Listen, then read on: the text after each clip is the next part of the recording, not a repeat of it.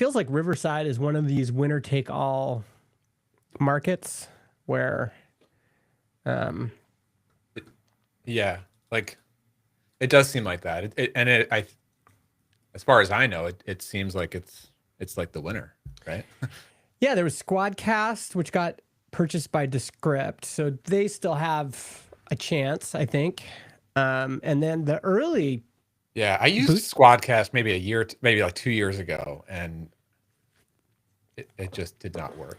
that what I found is that I like Squadcast better when it comes to editing because you can seamlessly bring in both tracks into Descript. And I do like Descript's. Once I figured out a good flow in Descript, I could like switch between. Yeah, I've been having a lot of fun going deep on DaVinci Resolve for video editing, which is a little bit more of a pro tool for that. And I was using Descript for a while, and I just got really frustrated with that too. It's like it just doesn't. I like what they're doing, especially with the AI stuff and like the AI script editing. Like the promise is so compelling, but Yep. then in practice, it doesn't it just doesn't perform. It's like very clunky, and like my whole goal with video editing is like I want to get through it as quickly as possible, Yeah. while keeping a quality level high. And Yeah. and like DaVinci is also very fiddly, and you can get like it's a pro tool, so you can get deep into it, which is sort of fun and interesting, but it's also super customizable with the workflows and the keyboard shortcuts, and I'm really getting into it. So. Oh, so you're actually liking DaVinci. I couldn't tell. I really do, yeah, and it's like it's more professional. You could do like color correction on it, and like really like I'm really happy with how my last video came out, which was the first one that I edited in DaVinci. Yeah. For anyone watching live, you're getting the pre-show here. Oh, we got people here already. Look at that. Yeah. Brian has a secret Telegram group for people doing YouTube. If anyone else wants to join. Yo, we got Corey Griffin, Ryan Hefner, Jim Hill, Zach Gilbert. 1, 2, 3, and 4. I should say a thing about the Telegram group. The crew. You know, and it's always a little bit awkward because it's like free, and I sort of put the call out a couple times over the past year. Yeah. It's what I want it to be is people who are actively publishing on YouTube. Yeah. You know, and there's a few people who are in there. And I like I put the call out, and I'll get some people DMing and also in a few Slacks, and like I would love to just add anyone who wants to be in there, but I just there's a lot of people who are just aspirational. And like it's not good enough if you just want to someday do a YouTube channel. Yeah. Like I want to see 5 or 10 videos on your channel before you hop in there, you know what I mean? So that's the filter. If you want to get an invite to Brian's secret Telegram group. Yeah, I started it. No, it's an elitist group. It's just for like anyone who wants to just like talk shop on like YouTube production stuff, you know? No lamos are allowed. You got to be, there's a bar. That's right. All right. Let's just want to say hi to Osiris, Ron. Hey, Ron. Nice to see you here. We were chatting on Blue Sky. Francois Brill. Yeah. A lot of friendly faces in here. This is fun. We'll see if I can do the intro, and we're going to get into it. We got some good stuff, I think. Do you want to start with your stuff? Let's just keep it random. Let's just go. Okay. We should probably keep a list somewhere, but right now we just have like a little Telegram chat. It's in Telegram. That's the way you're learning how I like to work. All right, that works for me. Yeah. All right, we're already recording. Yeah, I forgot about that. Yeah. Well, I think you were the first one to send an idea like this week. So yeah, we can talk about that. If you want to open with that, let's do that. Okay. Welcome to the panel, where two bootstrapped founders talk about building a better business and a better life. I'm Justin Jackson, co-founder of Transistor.fm. I'm Brian Casel. I am building Builder Methods. Oh yeah, Builder Methods. It's weird. Yeah, you had a few different intros. I know. I've had too many different businesses, but right now I am going hard on builder methods, and I hope I will be doing so for the long foreseeable future. Awesome. How's that going? Is it, are you still getting signups? Is it still, Oh yeah. I've been watching your YouTube channel. Actually, Yeah, I I mean, did a it's, little math on your YouTube channel. Let me see if I can find this. A little bit of math on your YouTube channel. So the last 4 videos you did have averaged 27,000 views, which is pretty the last awesome. 4, yes. And Yep. then the one just before that is like over 50K at this point. So yeah, so the but before that, your average was Like between 300. 700 to 1300 is what I calculated. and also like that's now. Like Yeah. in the first like month or 2 of those videos when they came out months ago, they only got 2, 3, 400 views, and then they trickle in a few more over the course of the year. But yeah, like since I've been covering building with AI, it's not just the fact that I have the keyword AI in my title or anything like that. I think I just got better at creating in general, and choosing topics and framing topics and positioning like what problem does this video solve, and like and also just targeting problems that I feel that I know that other people are thinking about as they're getting into these tools. So I think I'm covering topics that I think resonate. And then that was my comment. I think I sent this. Did I send this to you or to Aaron? But when they've reviewed, people are reviewing the YouTube algorithm or whatever. And I mean, this has always been the lesson, is essentially who is this video for and who is this channel for? And that's still too generalized. It's more like getting into like, there's somebody out there that is in motion or is actively looking for stuff like this, or this is just right in their pocket, and you're making the video for that person. And it's so easy to forget about this. And it is so easy to forget. It's like that one of those lessons that I relearn over and over and over again in my career, doing content and stuff. And it's I'm really into that question right now, because I'm also getting a ton of comments. Yeah. And I'm getting a lot of email signups and a lot of replies to my email every day, right? Because there's an autoresponder that says like, what are you building? What's your top question? So I get a lot of emails about that. And what I'm really excited about is the target audience, the target customer for builder methods, for this business that I'm building. Like, I have a picture in my mind of who I want that to be, and that's the person who's resonating, and they're telling me that's what. So specifically, it's professional developers, right? Yeah. People who they're stressed out right now. Yeah, but like it's not the vibe coder who wants to just spin up an MVP and they have no knowledge of coding whatsoever. It's the professional developer who wants to leverage AI and become more efficient and build and build at a professional level. So I'm getting a lot of comments that speak to like, I love how you're talking to the professional developer with a more serious tone. Yeah. There's that's resonating. But then there's also like, you're like the antithesis to the vibe coding boy. Yeah. Hey, everybody, I got this.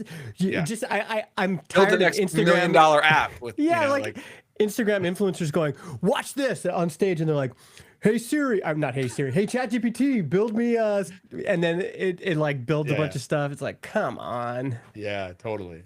So that's been really fun. And like I don't mean to like hijack the whole start of this episode, no, dude, but that's why we're here. I did a lot of reflection this week. I did like a private podcast on my feed, which I do a couple times a year, and the thing that I'm really interested in with builder methods right now is that I have a sort of a concept of what the products might end up being, but I really don't know what they are yet. Like most new businesses start with a product idea, or you start building a product and maybe it turns into a business. And this one with builder methods, this is like a creator-led business, right? Like starts with a YouTube channel, and building an audience first.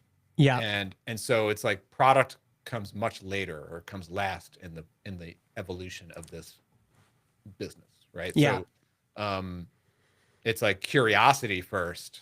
Mm-hmm. Like I want to build with AI, Yeah. and then that spark, and then it's like educate, right? Like I learn and I teach it every single day. Like I'm learning because I want to use it, but I'm learning because I also want to teach it, and that turns into YouTube content, which attracts an audience.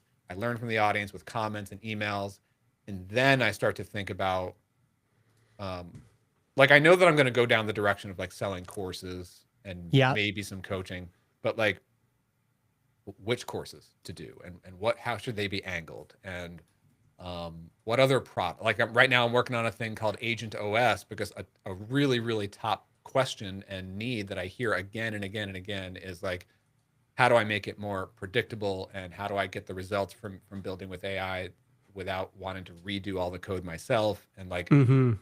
this is a system for that, and so like I'm building that, and then I'll be doing a video about that. So anyway, Yeah. I'm just really enjoying this whole Dude, cycle of like creating and responding to what people need, and then the challenge I think will be figuring out how to make money from all this. dude, it's time for the drawing pad to come out because this reminds me of this thing I heard Jordan Harbinger talking about. Is he kind of talked about it like a bowling alley. Like you've got all your your bowling pins over here. These are bad bowling pins, but I didn't want to draw anything not safe for work on the live stream here. And you're down here, right?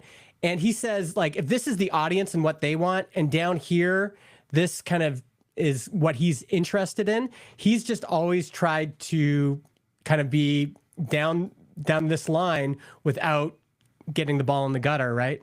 And I think what's hard is like you could start with something you're interested in, but the audience isn't interested in it. But once you have something that you are interested in and resonates with the audience, like you've got a check mark for both, that's the golden opportunity. And it feels like there's going to be stages of this for you. Like you're in stage 1 where this is true, but then the next stage is going to be whether or not there's a product that aligns for both you and for the audience. That is a huge open question for me right Yeah. now, because the thing I'm most excited about right now compared to my previous stuff that I've ever done is that like I feel like I really have a good grasp on like what the distribution channel is going to be for this business. Like right out of the gate, like start like that's step 1, and that's the YouTube channel into the email list. Mm-hmm.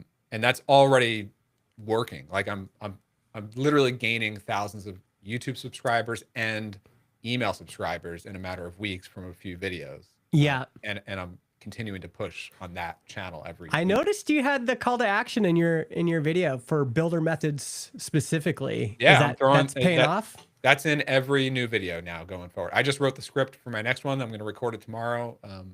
Always in there. Yeah. Yeah. I mean, I'm getting subscribers every day, What does your script look like? Because I always find like that's tricky. Yeah. I don't It script takes out me at very least much. half a day to get it written and finalized. Okay. Plus Is a it lot more time. Like if it involves like a demo app that I need to do, then I'll work on What does that too. look like? Like, do you have things in brackets that says Brian enters the shot? I And then use most of my personal writing I do in Obsidian. okay.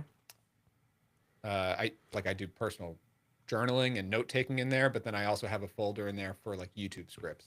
Okay. And so my flow is, I mean, I'll spend a whole day like writing the script, and then usually the next day I'll actually record. And when I'm recording, I'm reading a paragraph, and then I say the paragraph to the camera. And I usually have to take like every paragraph, like probably 5 takes before I really Interesting. nail it. And that's where all the editing comes in. After Yeah. that, but there's a lot more of that during the intro. Like I spend a ton of time and focus on the intro section. So like the first minute of the video, like literally the first sentences that I say, and then when I introduce what is the topic of the video, and near the end of that intro is when I do a call to action into builder methods.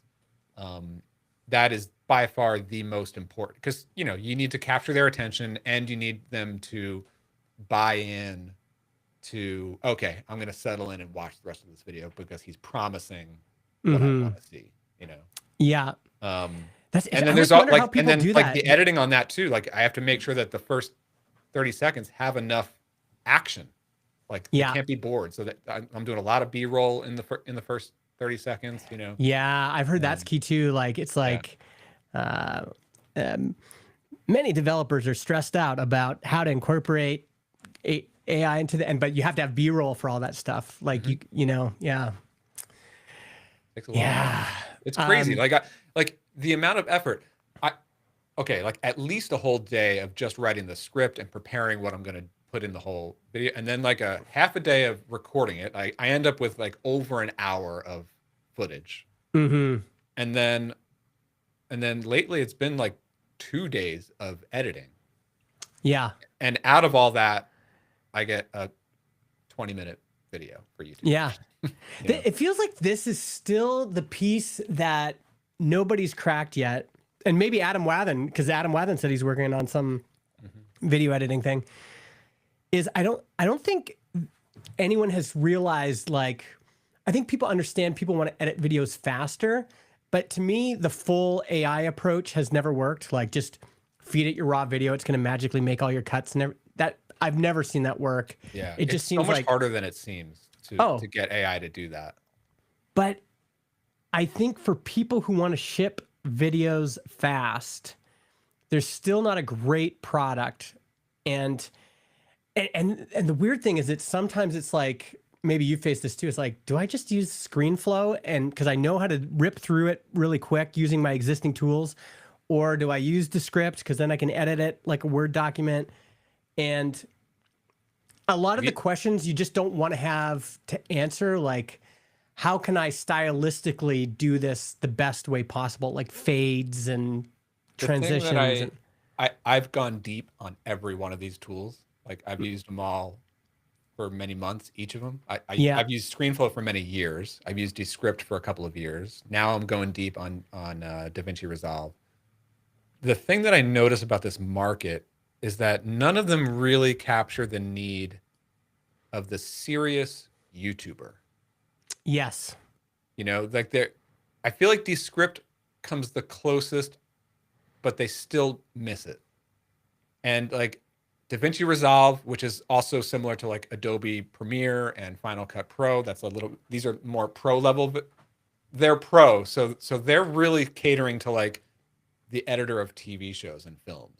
Right? And then there's like ScreenFlow, which is really originally just for like screencasting kind of stuff. Yep. Which, yes, I'm doing a lot of screencasting, but I'm also doing a lot of camera work. And yeah, technically you could do that, but they have no script-based editing. For me, script-based editing is huge.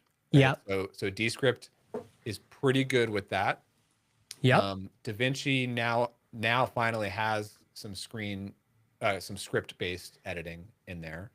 ScreenFlow does not have any of it. And then you have like super consumer level stuff that's like just magically click a button and it spits out a TikTok video. Like, no, I'm not trying to do that kind of stuff. Yeah. Like, although, did you see you can now upload like 1 hour videos to TikTok? That's a new thing that just came out. Really? Yeah. Oh, wow. Our editor Chris Enns is experimenting. I told him he could start a TikTok account for the podcast, for the panel. So I think he's going to try to upload some videos there. If anyone's listening, and Adam, if you are building this is the product that I want you to build. Okay. Yeah, let's hear it. I want the AI to like first have a solid script of my video. That's easy to do. Yeah. Right. Yes, I want to be able to edit the script, but the main thing that I want is like I always want to keep my last take. So I'm going to read my script and I'm going to say most of the lines like 5 or 6 times. Yeah. In 100% of the cases, I want the last one. I want to cut the rest. So, and I've tried to do this, like using Claude and using Descript and everything. And like, it is really hard to get the AI to understand like, oh, that's the last take. I'm going to cut everything else. And I might say things slightly different in the takes, but I wanted to know like, all right, that's a complete take and that's the last one. Yeah. and then just repeat that throughout the rest of the thing. So that literally the goal for me is to get it is to get the raw footage in there, press a button, AI cuts out all the bad stuff, and I'm left with a good, at least a draft of like the final like A roll of the video, right? Mm-hmm. And then I'll go in and like tweak the transitions if I need to, and the cuts between the camera and screen. Yeah. But I don't want to spend time cutting out the bad takes or piecing together takes, you know? What does that look like for you? Like, does it look like the last take is always the right take, and then you want to push a button that says this is the right take, or is it just you want the AI to know this is the last take? That's almost always the best take. Yeah, And because when I'm recording it, I'm just letting it roll for an hour. mm-hmm. Yeah.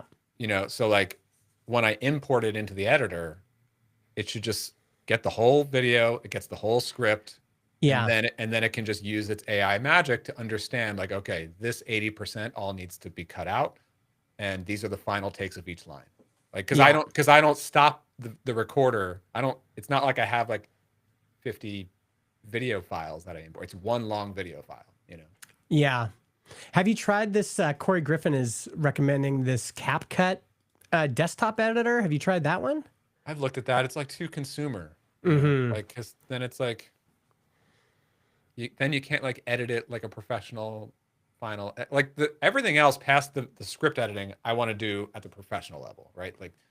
Like the cuts, the transitions, the color correction, like Mm-hmm. all that kind of stuff. Ryan Hefner's pointing out, like for skateboard videos back in the day, what you would do is after a good shot, you would cover your lens twice like this so the editor could see it. And that's a good idea. Like maybe you need something like that in AI, like, oh, good take. Like that's because in skateboarding, you're taking hundreds of takes to, get a trick down. Anyway, that's a lot of inside baseball. What do you got? What's on your mind, man? Interesting. Well, one thing I just wanted to show quick is how one thing I've liked about Descript that I think they are getting right is lately I've actually been using the web editor a lot more. My machine here at work is still Intel-based machine, and so I don't even know if I can use their app anymore, but the web editor is pretty good.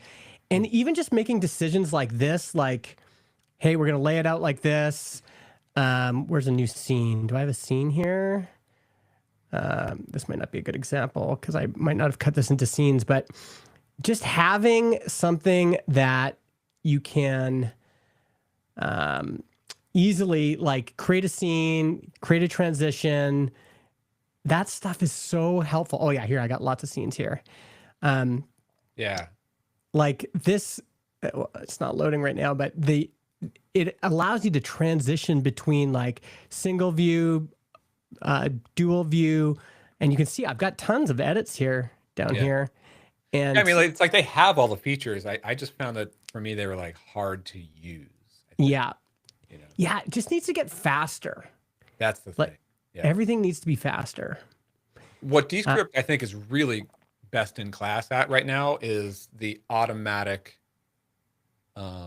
cuts between words, right? Like they do a really good job of like, just cut out all the ums, and then they don't just cut them out. They have a perfect transition so that you don't notice them at all. Oh, I actually haven't tried that yet. I've always been nervous to try that. Yeah, and you can really fiddle with it. But the other cool thing about DaVinci that I've never seen before is they have some magic that goes on the video edit side, right? So if I'm cutting a couple sentences together, usually you need to like hide it a little bit with cuts. They have some sort of like this thing called like smooth transition where it looks like I just said it in one long perfect take. Oh, sweet. But it's like multiple takes and it just blends, and it's crazy how good it is, Yeah. I've just really like, this is a drop zone for an image, right? And if I go into the layout section, I can easily pick what I want for this scene. I find that stuff really helpful. Just like, I don't want to think about it. I just want to be able to quickly build it.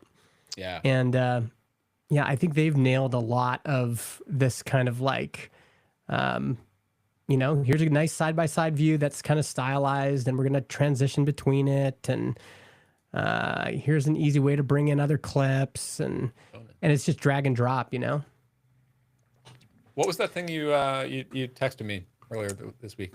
Yeah, so I got a book recommendation. I've been reading Apple in China. And this, I thought this would be boring because I thought it'd be about logistics, about Apple in China and like their basically manufacturing and all that stuff. It's been so good. And Check that out. there was a quote in there that I've been thinking about, which is actually from the author's quote a different book, Becoming Steve Jobs. The quote is, "Next would turn out to be the full unfortunate blooming of Steve Jobs' worst tendencies at Apple." Yeah, so they're talking about Next Computer. Yeah. And just hearing the story, because they kind of go through the story, and when you hear it, you're just like, man, it's so clear that Steve Jobs's impulses, not just at Next, but early on at Apple, were really ruined those companies. Like his impulses, his way of doing things. Like when he left Apple, Apple was not in good shape. That's why the board ousted him. Yep. And if all of us were on the board, we would have made the same decision. Like he was like building his own factories and like micromanaging everything. And the original Mac launch was a total disaster. They didn't sell nearly as many as they thought. They priced it completely wrong.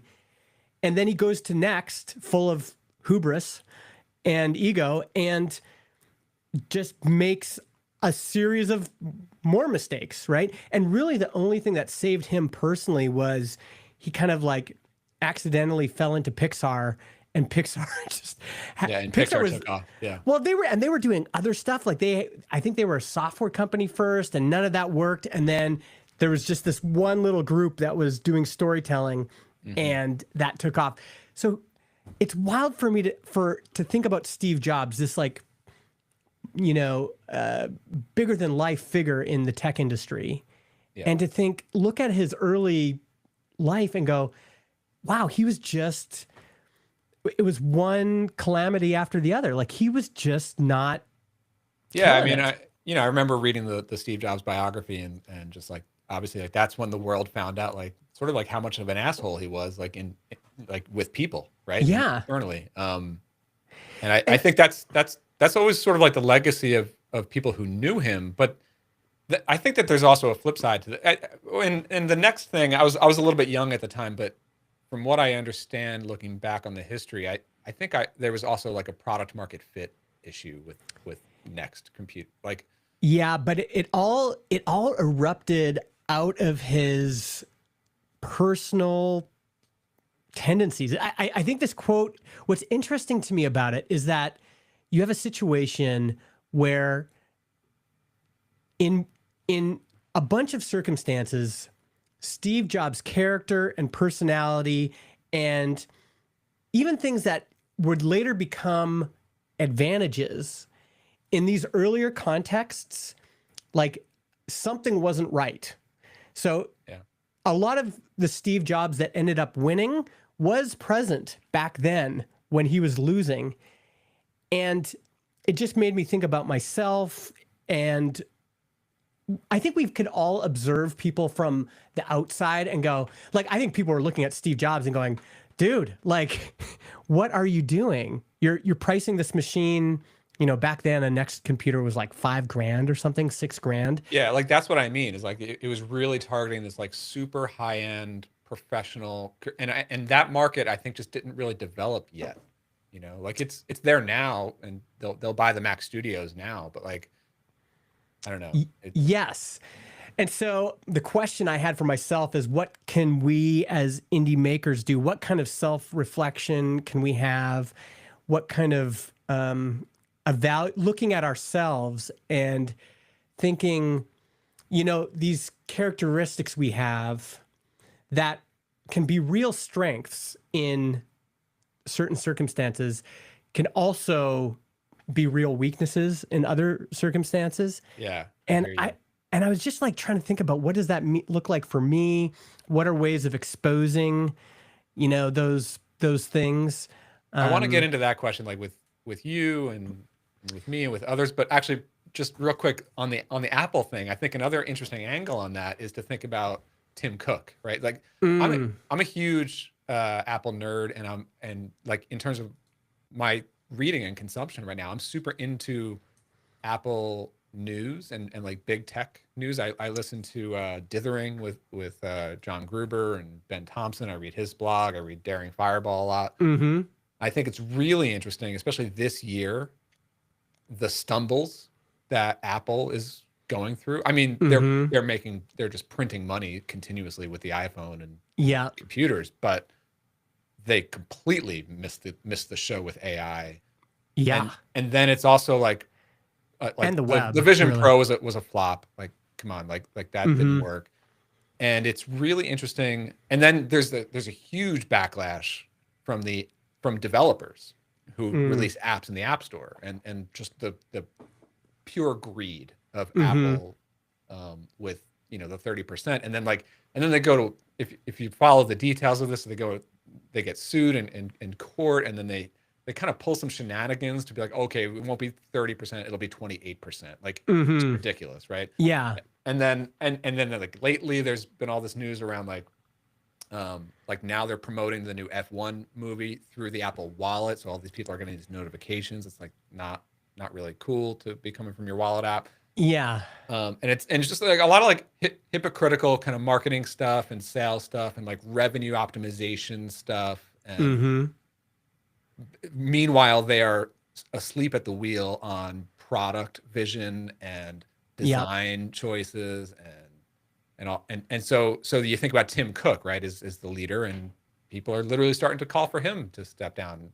And it's like, well, I think he's been a fantastic CEO for Apple over the last decade or so, but you do think about his tendencies, right? Yeah. Like he was always an operations guy and like a numbers guy and like revenue optimization.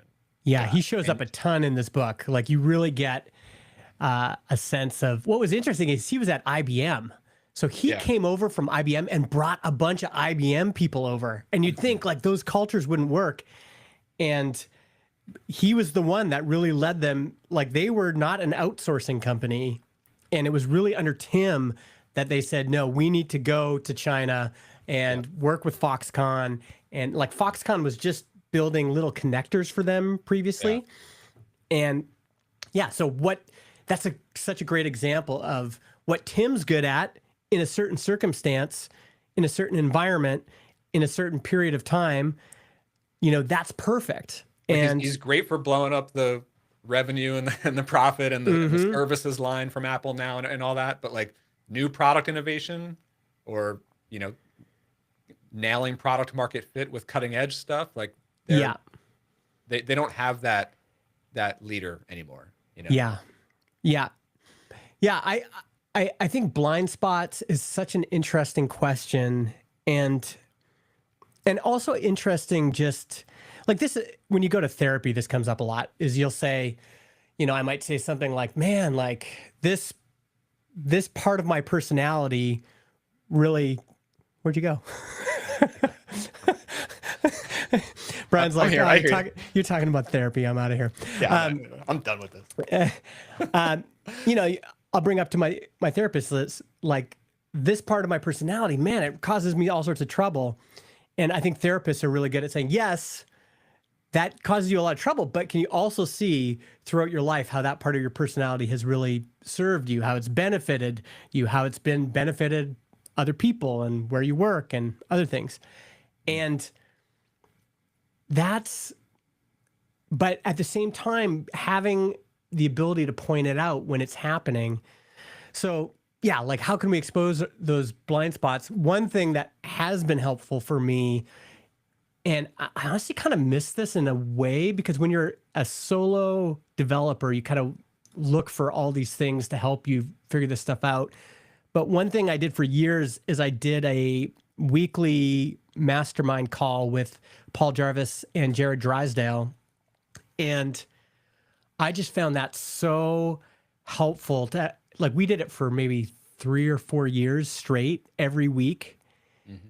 And to eventually have these people that knew so much about you and had seen you try different things and could say, we know what you're good at. We know what you're not good at. We know when you get into trouble. We know when you go off the rails. Like that was so helpful. And yeah, man. you kind of, once you're got a team and like, John and I do this together as well, but there was something about being a solo founder, and it was just like in a little group of other solo founders. It can be detrimental sometimes too. I think you've mentioned that, but I found that really helpful. I found it incredibly valuable for many years. I was in multiple masterminds, very similar thing. If you followed the Bootstrap Web podcast, me and Jordan met through being in a mastermind group together, before, like 2 years before the podcast even started. Yeah. And I was in a few other really solid groups. Sometimes a year they lasted, sometimes a little bit longer over the years. Right now, I'm not in one, but I'm in a few. I have a bunch of contacts that I chat with on a regular basis, and I'm in a few like Slack groups and stuff. And then I've been going to Big Snow Tiny Conf every year to go snowboarding with a group of like 12 guys. Mm-hmm. And that's sort of like a mastermind group that meets like once a year, which is kind of interesting. Yeah. And yeah, I found that piece helpful too. These founder retreats. I think I mentioned that in this one too. Where is that? Oh yeah, this is the year I also went on this Colorado retreat that Sean Blanc organized. And in particular, like I remember we did some hot seat stuff. And again, sometimes those can work and sometimes not. But I remember James Clear was there, and he specifically said to me, like, dude, like, I think at the time I was working on a new course or something. And he's like, this isn't it for you.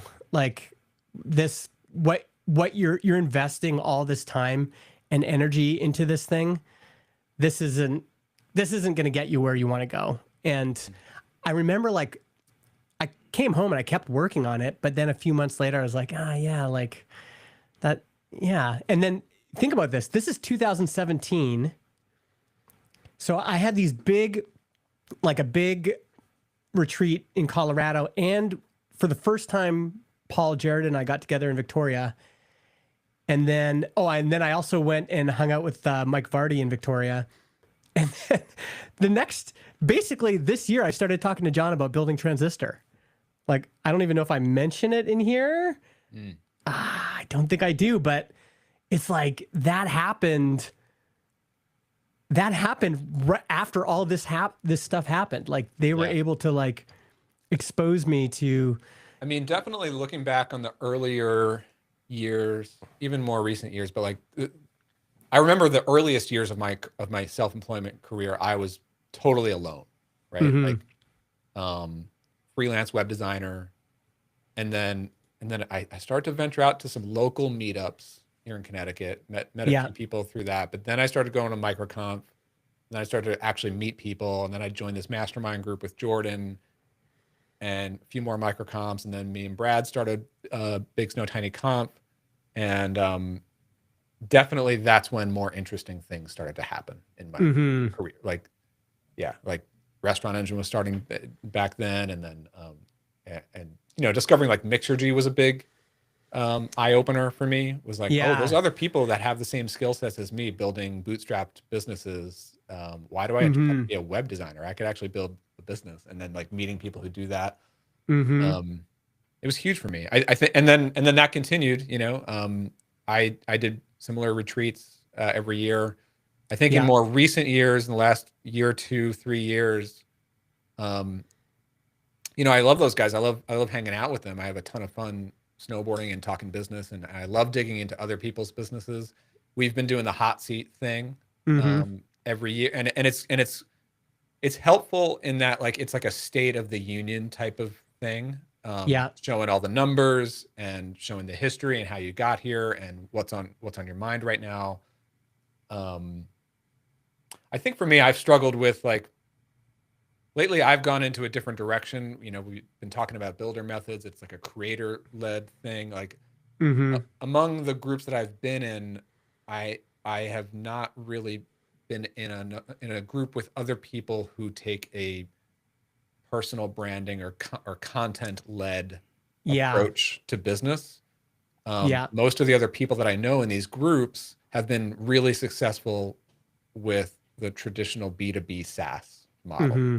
which I've always been extremely envious of and inspired by. And obviously, SaaS is something that I've been trying to do for years. But one of the things that I learned is that like about myself through a ton of reflection and really hard times over the years is like what works for me is teaching and creating and podcasting and videoing Yeah. and translating that to influence and then translating that into products and Yeah. businesses, you know. But for other people, like they can just blow it up with an SEO strategy or an ad strategy or product market Yeah. fit that just nails it at the right time with a SaaS. And that just sort of, no matter how many times I tried, like that hasn't really worked for me. And so like that's where it's like I want to take everyone's advice in Mm-hmm. these groups. Um, I because I really respect their opinion and I trust their opinion, but at the same time, every person's opinion, every person's advice is based on their lived experience. And Yeah. if we have a different lived experience and we're coming from a different set of strengths and weaknesses, Yeah. it's really hard to reconcile that. And that's why I in the last couple of years I started to lean much more heavily on like trusting my own gut instinct Mm-hmm. and hearing advice, trying to internalize it, but understanding like this is where I'm different and I sort of understand the reasons for that. Yeah. I wonder if do you think that had anything to do with why you and Jordan were also kind of feeling like maybe it's time to mix it up? Because I mean, that's what made the show fascinating is you guys knew each other for so long, but Yeah. Jordan just has such a different way of building a business and you're over here and, you were trying out this other approach and sometimes that can I be don't think that helpful and sometimes, yeah. I definitely would not say that was the reason we stopped the podcast. I love Jordan. I literally just today, an hour ago, I was DMing with him. We're talking about doing like a mid-year check-in on the Bootstrapped Web Oh yeah, you gotta. podcast. So we're gonna do that sometime in the next month, I think. And he just started up a podcast, by the way, talking to some folks. So that's Yeah, I noticed that. no, I mean Jordan's great, dude. I've listen. I'm a fan of Bootstrapped Web too, and I always loved the difference in approach and where we come from and where we're going and our approach to business. I loved how we saw things very differently. Yeah. Some things the same as some, but and then we also have a lot in common. Like we both literally come from. I mean, he comes from Israel originally, but we grew up in Long Island, New York, together. So we have that like East Coast thing that always. Yeah. I did find what worked, I think, when Paul Jarvis and Jared Drysdale and I were doing the mastermind is our businesses and our approaches to marketing and personal branding were very similar. And so in that group, it did make it easier to like be like, oh, Paul's trying this. Well, I'm going to try this. And then, oh, Justin's doing this. I'm going to try this. And so we were able to, it really worked for us for a while. And really the big reason that group stopped meeting was Paul was like not interested in quit the internet. Yeah, he was kind of quit the internet. And then Paul and I had both started a SaaS company, and Jared was going more towards the consulting angle. Right. And so, yeah, I think what makes this question challenging, how can we make sure that our worst impulses, which might come out of really positive attributes that we have, but how can we make sure we're not making these like really damaging mistakes, to our lives and to our businesses? Yeah. What kind of holds us in line? And the question sometimes is like a mastermind group of people that are kind of doing the same thing as you and are like know you. I also have a friend, Tim, that I call and message, who's in a completely different business and is not really like me, but he's able to like sometimes call me out on stuff. It I've had seems a like good yeah. this year. My brother, my younger brother, he's 2 years younger than me. We've Mm. been doing some calls pretty regularly, and you know, he and I both go through a lot of challenges in our lives in different ways. He's a business owner. You know what kind of business he runs? Farmer. Oh, you knew that. All right, Oh, so I did. Is that true?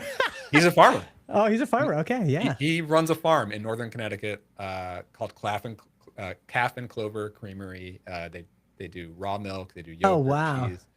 Um, he's got a ton of challenges, and I mean, you think our shit is hard? Like, like try running milk shifts every day and waking up at 4 in the morning, and Yeah. it's super difficult what he does, and you know, and So so do you find we that talk helpful? about. Like, do you think that's a good?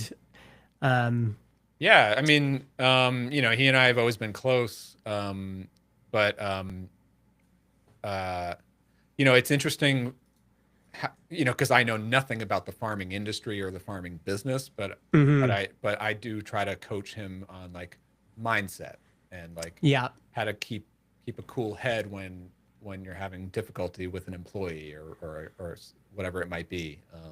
Yeah. And you know, he hears me out on my shit, and even though he's like afraid of computers and AI and all that, but like, you know, I mean, I think this is one reason, just to kind of maybe wind down on this topic, is one of the reasons I've liked doing this, just podcasting in general, is for myself. I think talking things out loud and having someone else that's listening and kind of responding and asking questions, that has helped me as well, because it's like once I have to explain it, yep. and then often after these episodes, I'll be like thinking, I'll be like, oh man, like once I had to explain that, it kind of exposed like maybe something I hadn't thought of or an angle I hadn't thought about. And yeah, You I know, find one that thing helpful that's too. interesting about I think one of the reasons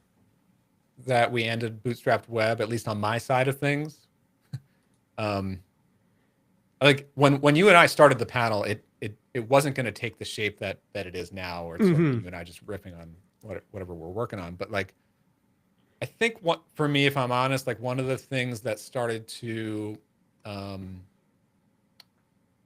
hinder more than help, I think, was not anything between me and Jordan. It was just me knowing that there are all these people out there listening every Mm. single week, and like really just I loved that people were so loyal to the show, but it's also like every move I make in my business Yeah. is a point in a story for other people that people are tuning Yeah. into. And there's a lot of times when I'm just thinking about like, all right, if I'm going to make this or that decision in my work, how is this going to play on Bootstrapped Web? And like, and Hmm. that is like not helpful. No, when you're starting You to know? think about the storyline, like you're starting to Yeah, think like of your that is life just as an not arc. helpful in what I'm trying to do, you know. Yeah, I Of can. course, this show is it's different, but it's starting to take that direction. But like, Yeah, but it's um, a different group of people. Sometimes even yeah, mixing that up can, I think, yeah, can be helpful. Yeah, cool. Well, I think it's something to think about, and I'm still thinking about it too. Like,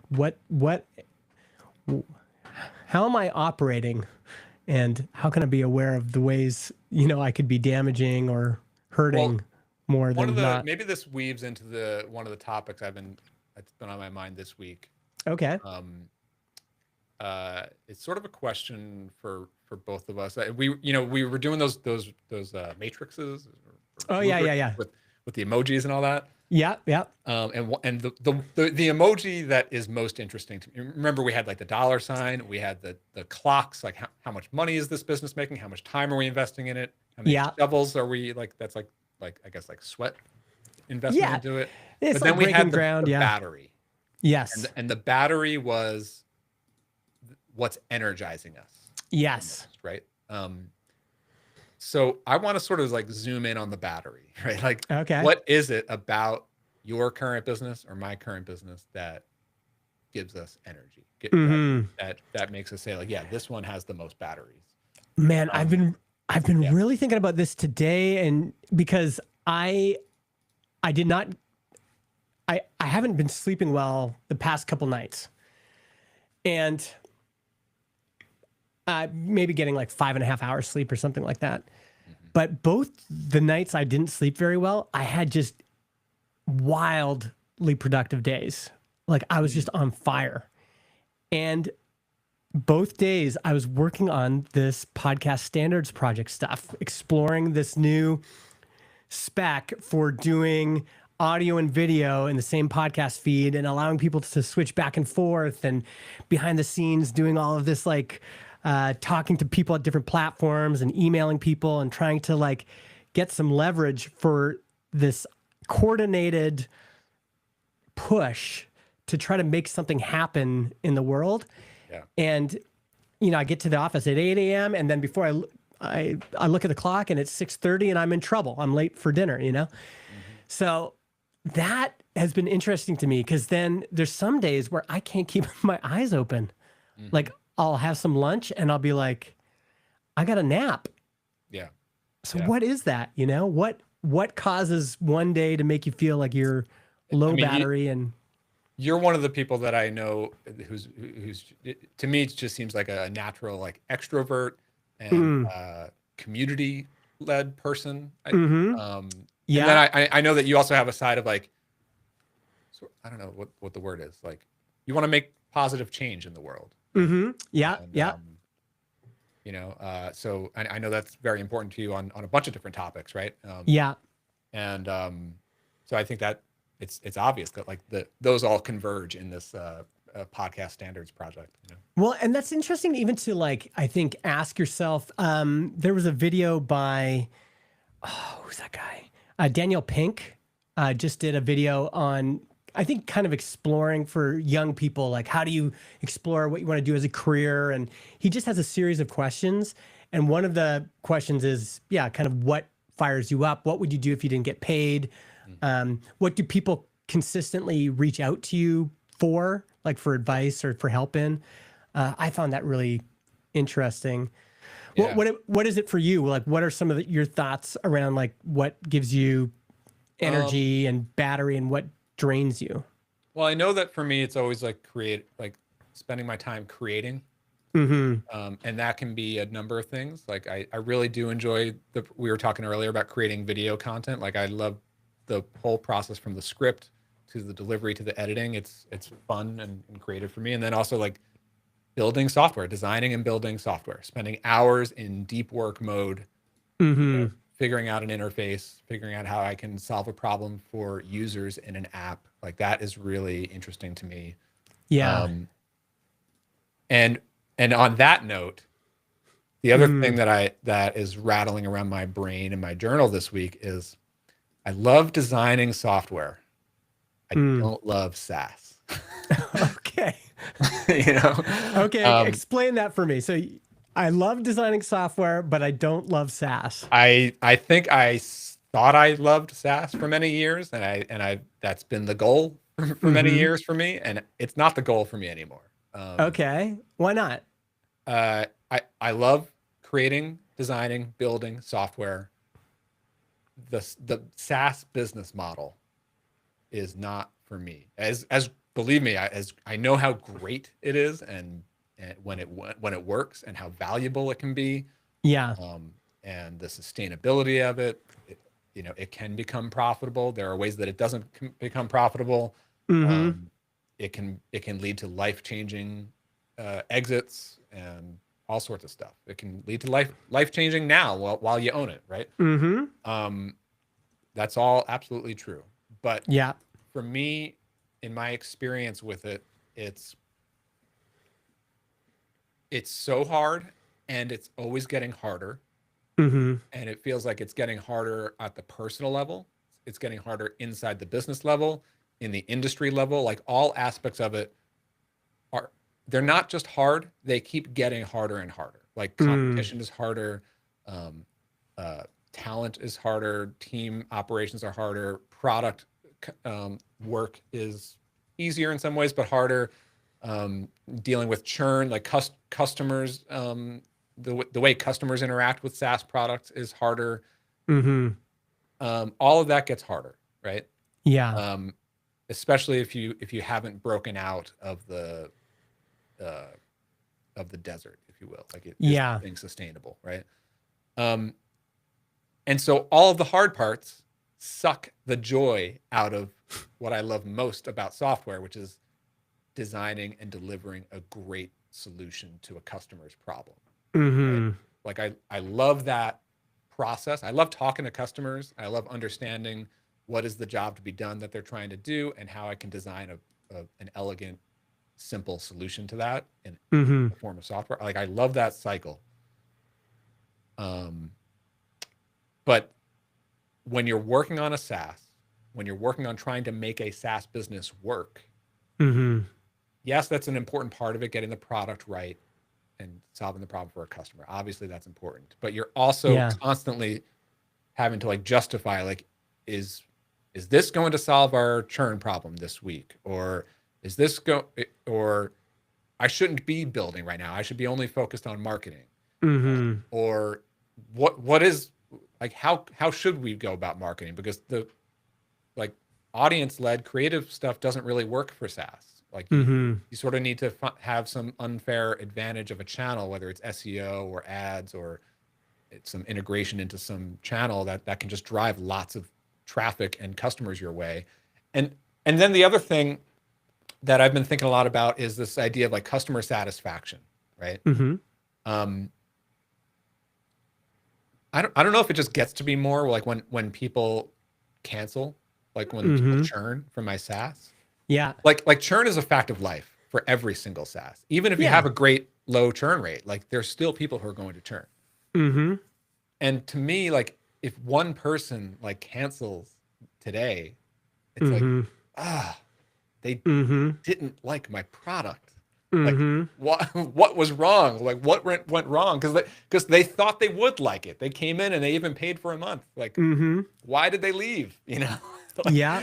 why does that bother me so much? I know that, like, it's a numbers game, but like, and so you Mm-hmm. think about it, it's like, I have a lot of happy customers on my SaaS, right? Like, even the Yeah. happiest customers, um, they still see, like, customers see a SaaS product as it just plugs a hole in their operation. It checks a box for them. Mm-hmm. And I'm talking about the happiest customers, like the Yeah. ones who are like who stay subscribed for months or years. It just fills a gap in their business. That's Yeah. um I like the way that Ryan, oh, what's his name? Ryan.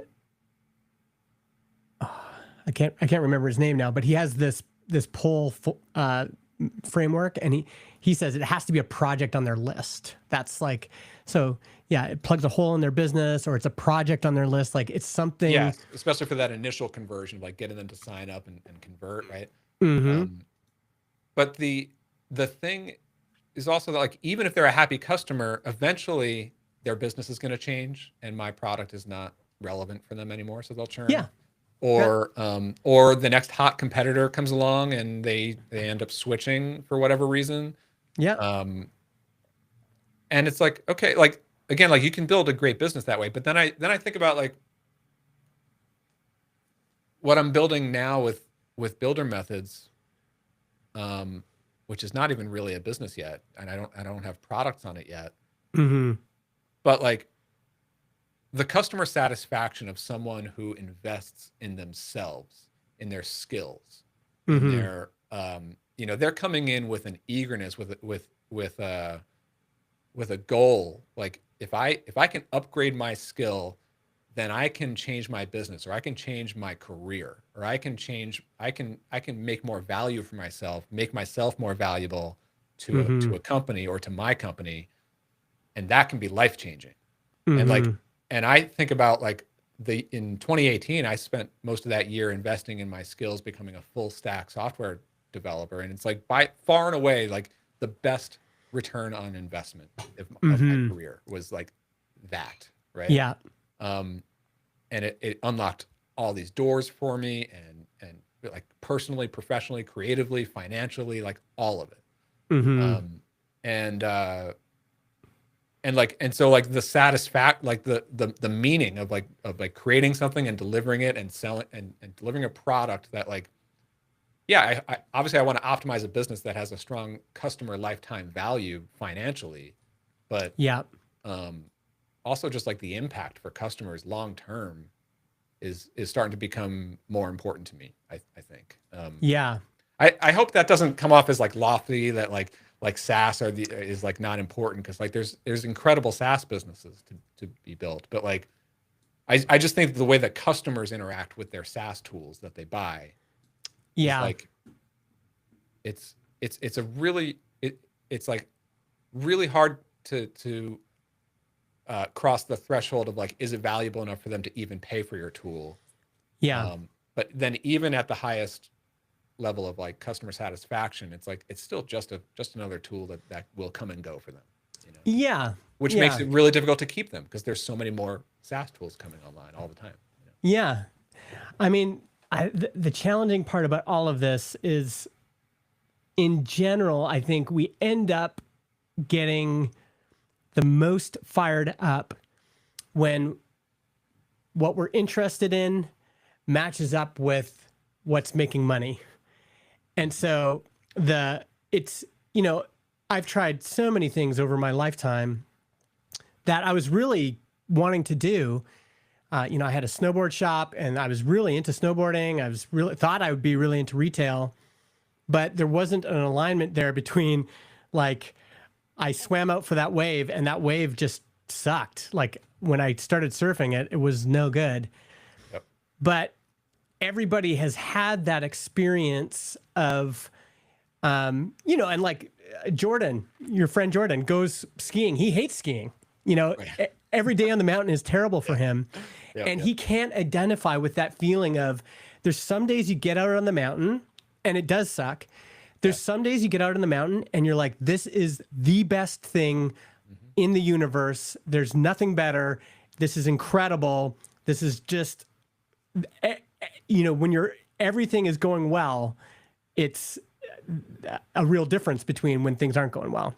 For sure. And so it's I worth think the trek from the car through the parking lot onto the chairlift. Like, Yeah, that all and- sucks. and once you get up there, yeah. I mean, and it's hard, you know, like some days you really don't want to drive up to the mountain and get your gear on, and then you end up having a great day. Other days you think it's going to be amazing. It snowed a bunch and you're just like, can't wait to get out there, and you get out and it sucks for whatever reason. You don't know why, whatever. And I think business can be like that. And it can seem unfair, even like, I'm sure, like, this has frustrated me too in the past, where I tried building a product and it didn't work, and then 2 years later somebody built it and it worked. It's like, what the hell? Like, I had that insight. What was it about? And truth is, it could be a mix of things. It could be the timing was wrong, my execution was wrong, it just didn't align with my skills. It just, sometimes the world you just miss, you know, it just slips out of your hands, and that's it. Peter Soom had Reform, and, you know, it wasn't really working for him, and he sold it. And now Tally is a new form builder that's taking off. And you can compare those and go, well, that doesn't seem fair. Like, Peter's a super talented, awesome dude. And they were happening at the same time, you know. And they're working hard. And it's just like, why does one work and not one not? And like, I think you were saying this maybe off air before we started today, but like how there are some SaaS products that really are kind of sort of like winner take all. Or a few take all. Like, like Riverside. Is one of them. But like, there's always room for like competition, but like to a certain extent in SaaS, there is some level, like, competition is real. And it's like, I deal with it every single day with Clarity Flow. Like when a person comes into Clarity Flow, they are definitely comparing us against other competitors, or they're coming from another competitor, or they might go to another competitor when they churn. Like, that's always a real thing, you know? In SaaS specifically. And that's what Yeah. I mean. Like there are like there are just things that are just so difficult to overcome to make a SaaS business work, Hmm. and those things are increasingly challenging. Yeah. Which again, like make like Peter built a beautiful product with Reform. I'm still a customer. You know, I still use it. yeah, and like and it's like that's not good enough. You know, like you still need to obviously figure out product market fit and I'm. distribution channels and all that. I mean, I think yes. There's still part of the interesting thing for me is, and again, this is no slight against Peter because this happened to me many times before as well.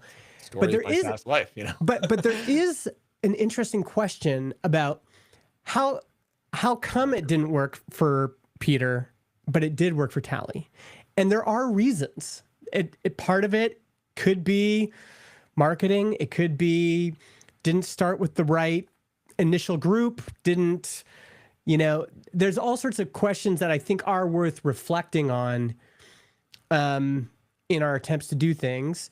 I think also the the other thing that's just true is like for you right now, you're really fired up about this new idea and builder methods and stuff, and it's really feeling like it's jiving, and it's like, yeah, this is working. There's alignment between what I'm interested in and what the market wants.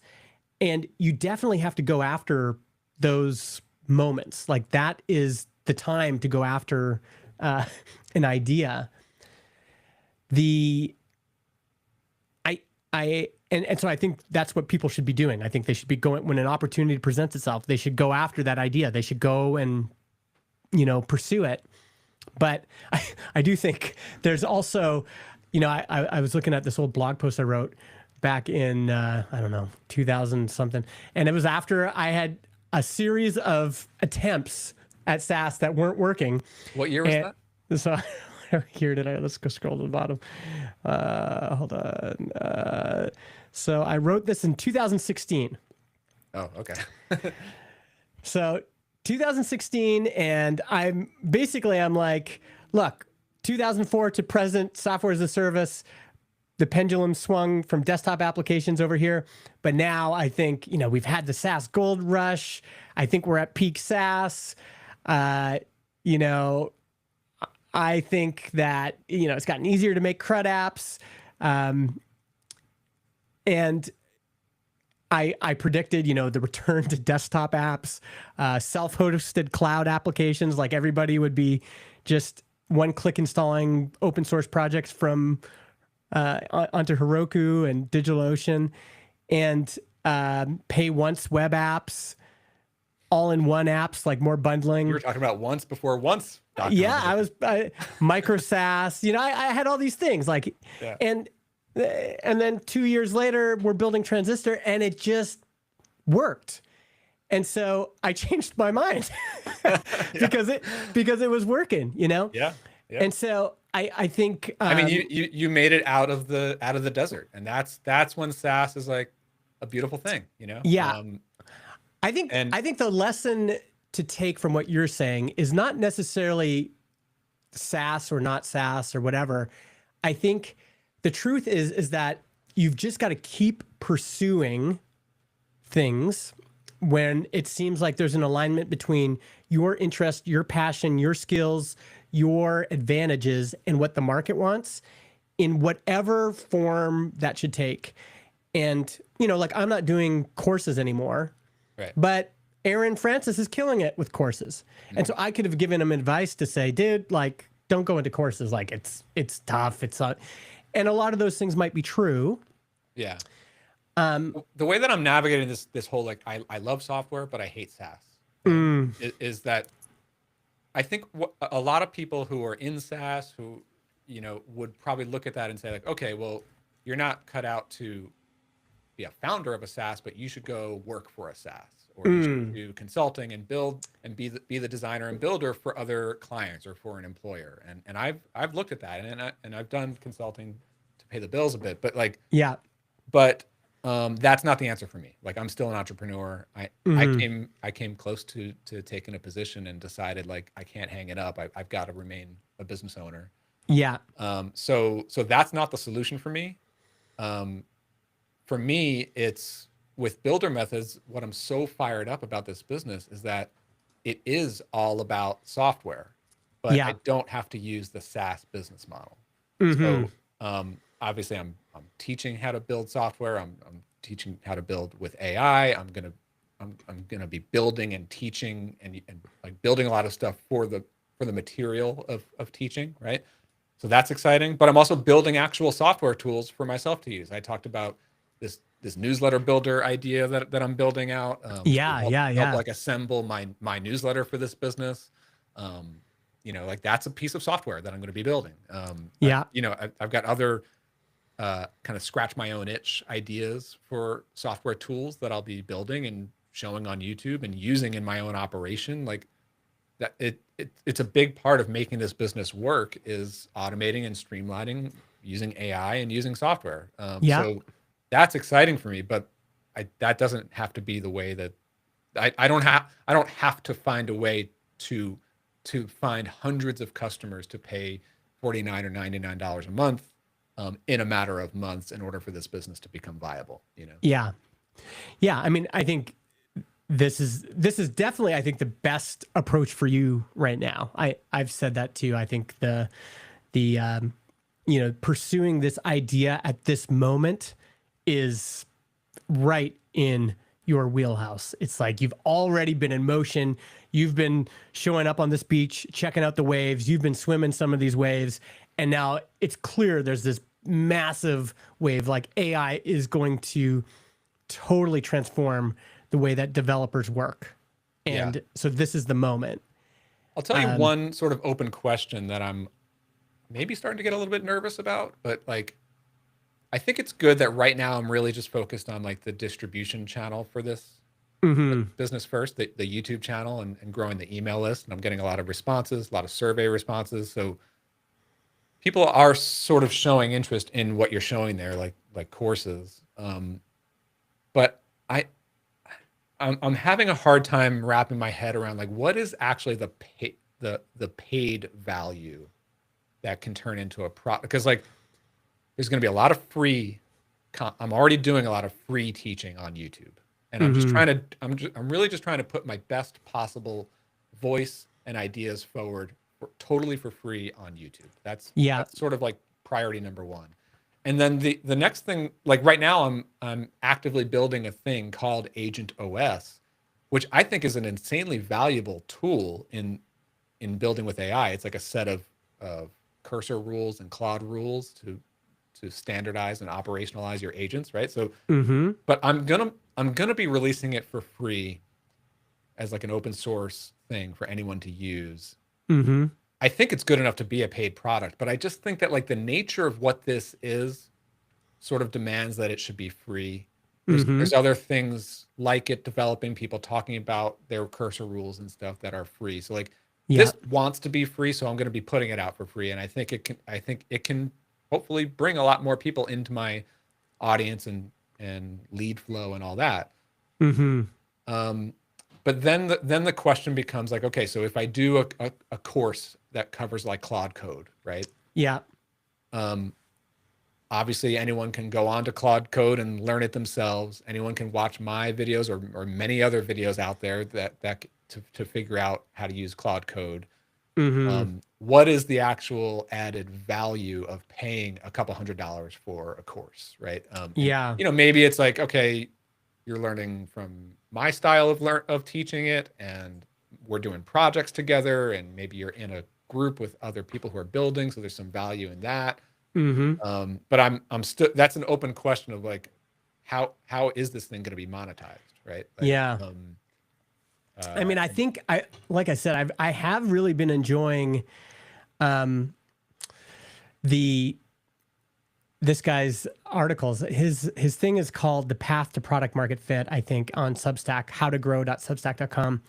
And he had this poll model, which is there's a project on their to-do list. I think is such a good way of framing all this, which is like I can tell you one project on our to-do list now, even if you just take one part of our business, which is building podcast website themes. So we do that internally. And Josh is primarily the one that does that, but John will sometimes do it as well. But you can also imagine a future where the whole team equipped with AI could also contribute in some way.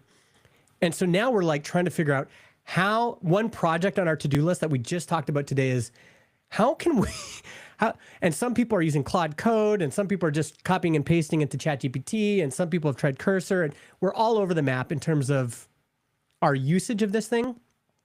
And so there's a number of projects there. First, how can we all get on the same page on this? Like how do we get a whole team aligned around an approach and best practices? And so we're not just working in our individual silos. Like it goes from cave experimentation, like we're all experimenting in our cave, to actually like, no, this is something the whole team is doing. So that's a project that's on our list right now. And it's unavoidable because it's like, the more that all of us are kind of doing our own thing, the more it kind of like, we're not really taking advantage of AI. Like for us to truly take advantage of it, it feels like we need a unified approach. And we're looking into options. We're trying to figure out how to do, but it's piecemeal. Like I find a video and I post it in Slack, and someone else finds a workaround and they post in Slack, but nothing is bringing this together for us. I do think that there's going to be value in coaching.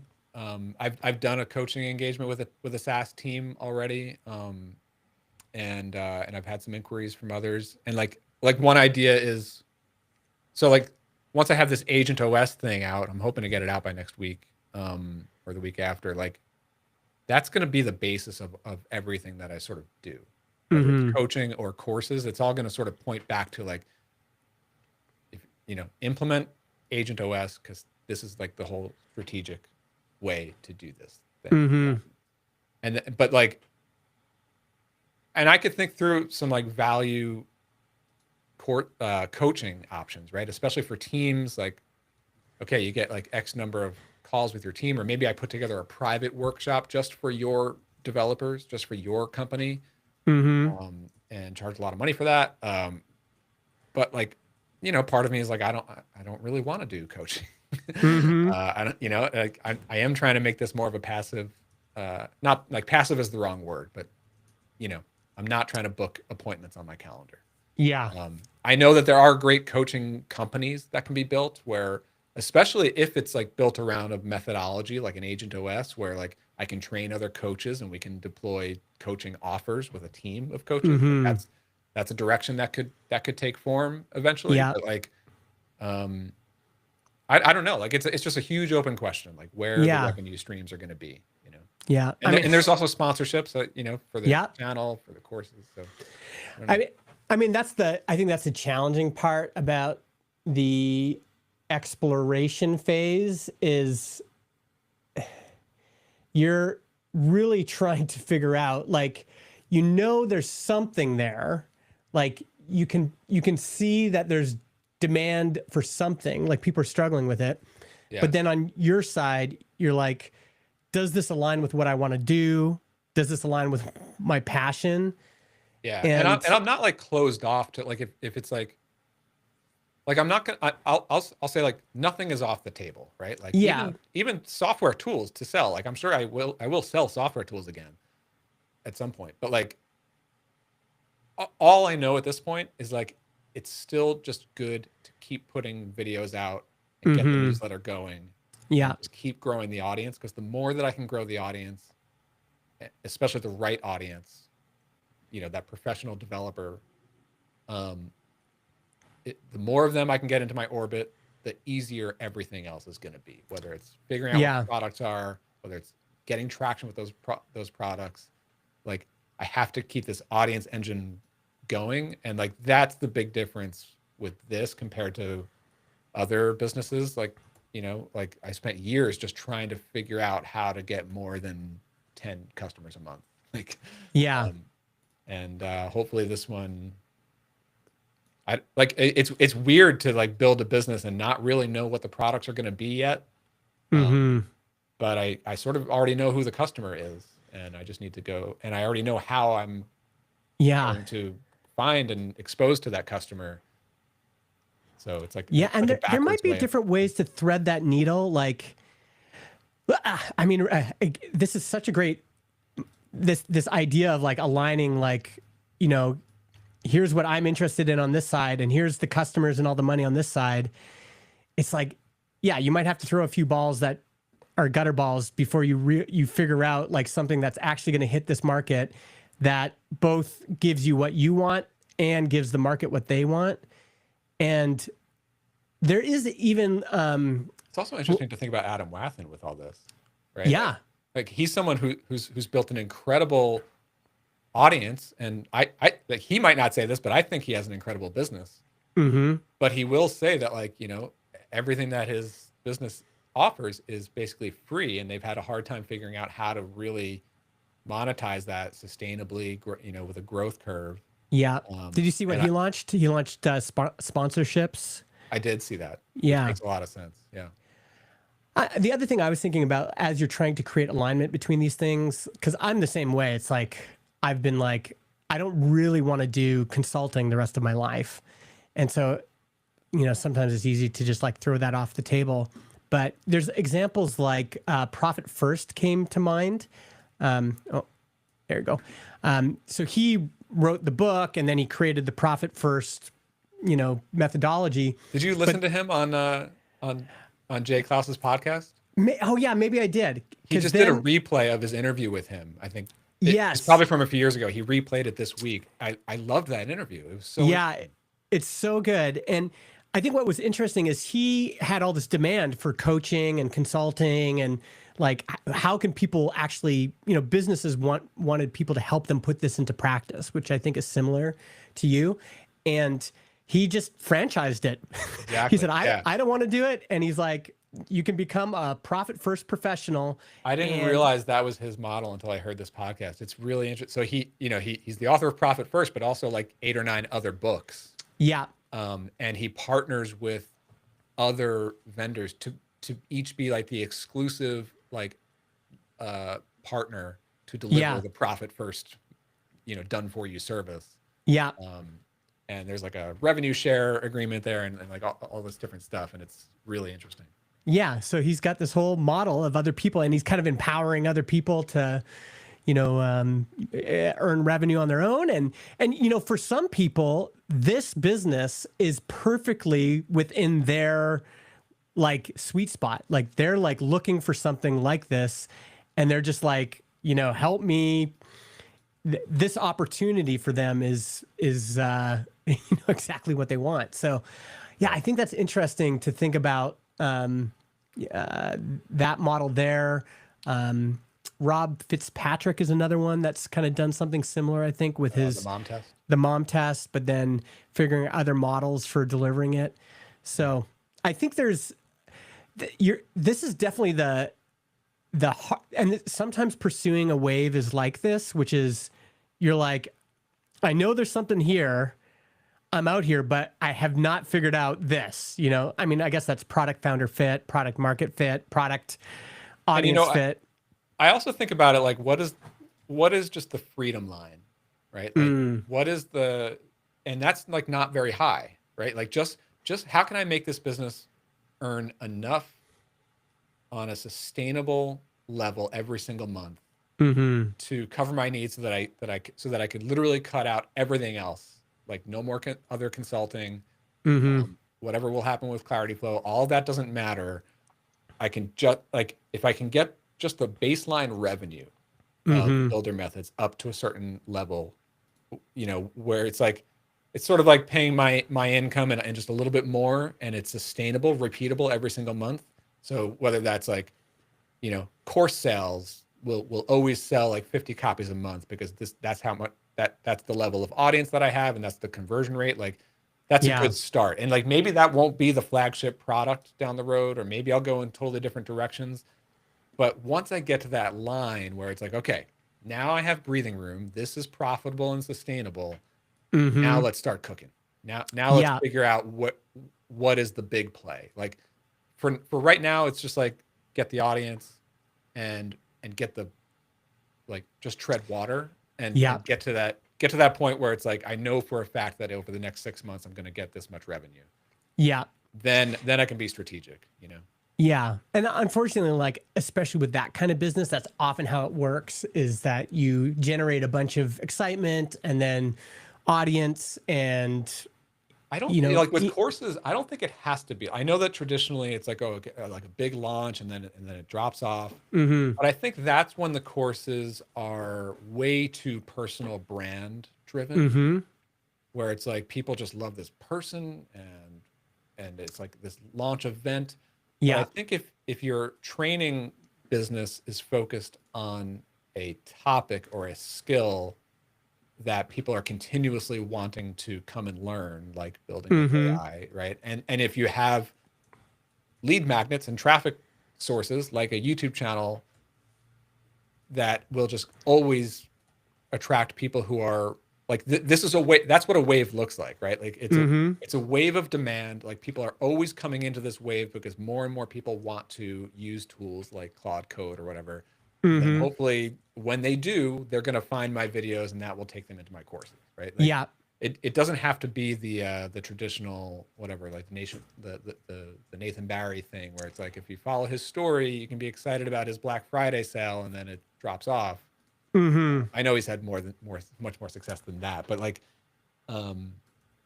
yeah, yeah, I like that's what I'm trying to build here. Like, of course, it's my face on the YouTube channel, but like, it's not about me. It's about zeroing in on the topic that people really want. You know?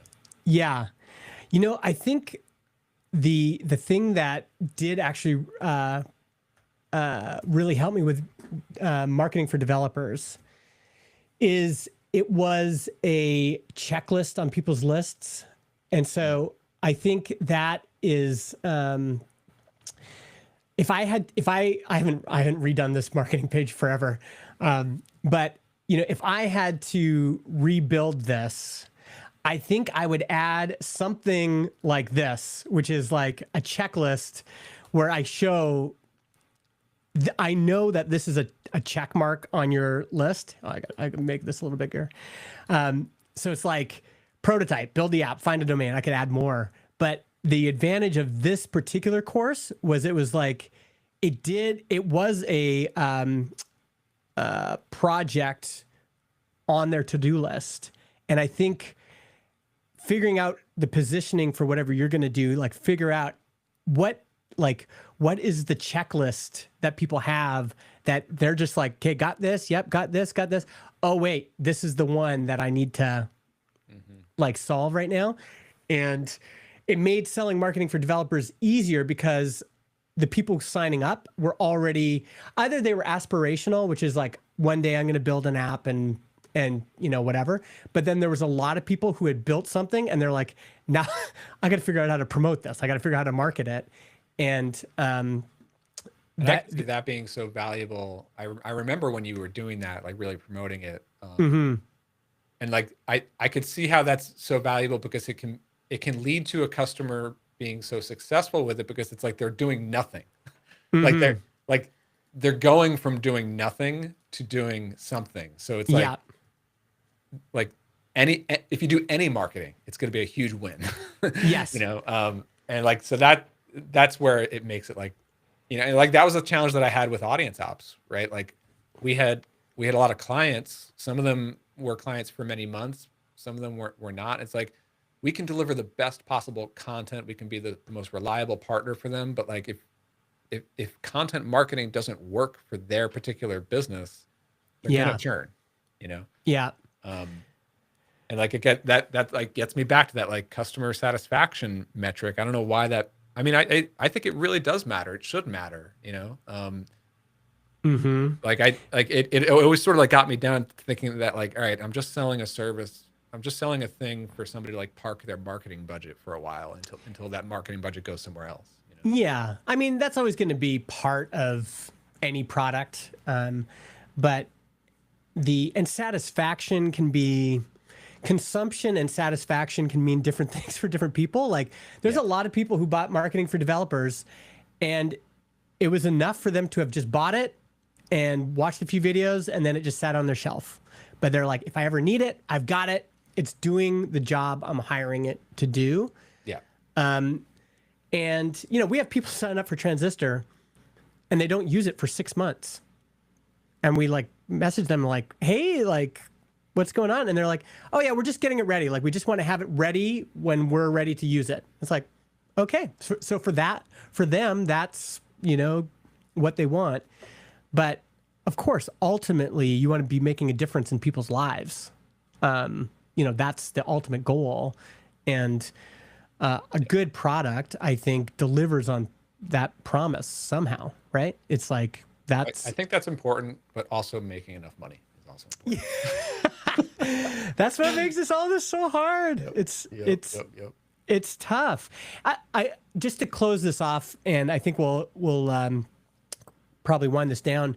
But I do one variable that I don't want to ignore that you're bringing up is you said, you know, you talked about all these structural issues with SaaS, and then I pushed back on it saying, well, you know, people have complained about those structural issues forever. I do think that on one hand, I don't want that to dissuade people. I should have made that more clear throughout, and I'm gonna do the same disclaimer on every episode. I'm talking about me here. Yeah, Like everyone else should do SaaS because it's a fantastic business. But like, that's what I learned about from my own experience. Yeah, and I think the point I wanted to pick up on here though is there are businesses and markets and categories that are just structurally difficult, and so that should be part of your calculus. Is like, for example, would I recommend that anybody go into Main Street retail in a small town? No, because it's an incredibly difficult business. You have to, it's very sophisticated for the potential reward. So in terms of a it's bet, like figuring out that trade-off, right? Like, yeah, is it worth like? Is it worth the bet? Is it worth? I think anytime in life we are making bets all the time. We're saying, I'm making this investment of time, energy, and money, and we should be asking ourselves the question, is this, like, once we dip our toe in the water, is this a good use of our time, energy, and money? A good use of our time is the key phrase there, because especially as you get older, but even when you're not, like a whole 1 year is a long time, and it's significant. Yeah. And that's a whole year of choosing to do one thing and not choosing to do something else. Yeah. And 1 year is typically not even enough to make a SaaS business work, right? Yeah. So, and then you don't, and then again, like I hate to be the guy all the time that's trying to persuade or dissuade our whole audience to not do SaaS, but I guess I am going to be that guy. It's like, again, I'm just talking about myself here, but the conclusion I came to is like, even if you land on a pretty good idea for a SaaS business, and even if you execute as best as you possibly can, the unknowns is like, A, how long is it going to take to become viable? But B, how much harder is this product in this market going to become in 12, 18, 24 months? Because it's probably going to get harder, and you don't even know the ways that it's going to get harder, but it's going to keep getting harder no matter what. Even if you are semi-successful, it's going to keep getting harder. Like it's, so then it's like, how many years am I going to throw at this one idea? That's business. That's expensive. Yeah. You could say that about anything you choose to do, of course. Yeah. But like that's also sort of part of my calculus because I over the last couple of years, I looked at new SaaS ideas that I might do as a business. And all of them, that's ultimately what I landed on. Was like, I really like that idea. I think I can get some customers on that, but I don't know if I can do years for that idea. Whereas this one, how we're talking about, it's like, I don't know what the product is. Yeah. But I could push on this YouTube channel for a year or more and figure out where to go from there. Like things, like I feel like there are multiple ways that this could be successful. So, and I'm going to learn what those ways are and what the challenges are. But like, if you commit to one SaaS idea, like, yeah, you could pivot a little bit, but like, that's really hard to do.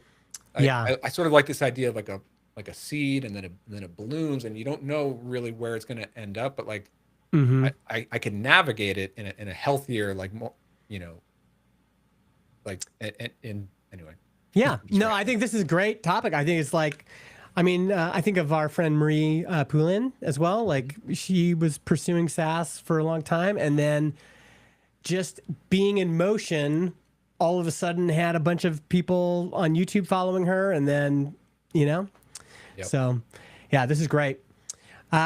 We're going to end it there. Thanks for listening and watching, everybody. Thanks to everyone in live chat. We've got Jim Hill, we got Lewis Nichols, we got Ron. Oh, Lewis is here. Yeah, I gotta like start to like scroll back up and see everyone who's actually hanging out here. Yeah, he's saying maybe he should kickstart another mastermind for. I was in a mastermind creators. with Lewis. Yeah, I think that's what I think that's what he meant. Yeah, we got Ron, we got Jim Hill. So many folks stopped by today. Ryan Hefner again, Thomas. So great to see everybody.